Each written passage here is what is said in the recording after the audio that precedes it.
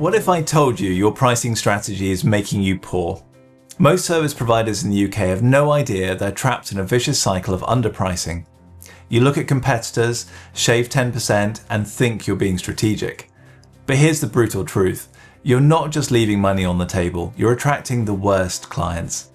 Today, we'll expose the hidden costs of your current pricing system and show you how to break free. By the end, you'll see why value-based pricing isn't just better, it's the only way to build a sustainable business. Competitor-based pricing bleeds your profits dry in ways you probably haven't considered. Think about the last time you adjusted your rates. You checked what others were charging first. This starts a dangerous cycle.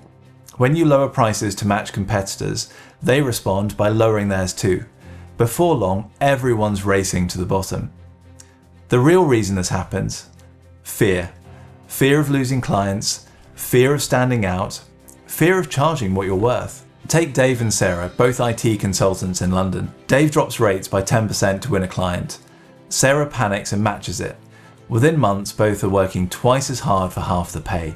This isn't strategy, it's self-sabotage. Service businesses in competitive markets typically undervalue their work by 20 to 30% when using competitor-based pricing. But the hidden costs are far worse. Price-sensitive clients demand more for less. They'll negotiate on every deliverable, request endless revisions, and treat your expertise like a commodity. Your team burns out trying to meet unreasonable expectations. Meanwhile, you're stuck in a cycle where your best work earns you less each year. This approach fundamentally misunderstands what clients actually buy. They're not purchasing hours or deliverables, they're buying outcomes. When you compete on price alone, you train clients to value cost over results. That marketing agency isn't selling social media posts, they're selling lead generation and business growth. Yet most keep pricing like they're selling commodities. The psychological trap is real. Business owners feel losing clients if they charge more. They worry about standing out from competitors.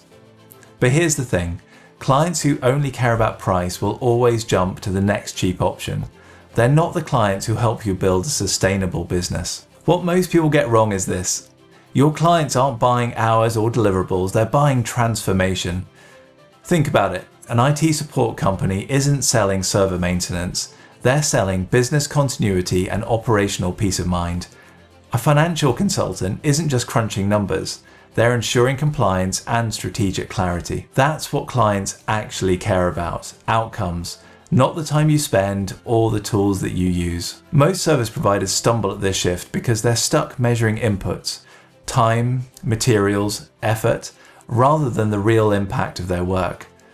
It's like selling a drill when the customer really needs a hole. Once you focus on their actual need, price becomes secondary. I've seen service businesses increase profits by 30 to 50% when they implement value-based pricing. That's not just a small bump, it's a complete transformation of your profitability and market positioning. It starts with understanding your client's why. What's the real problem they're trying to solve?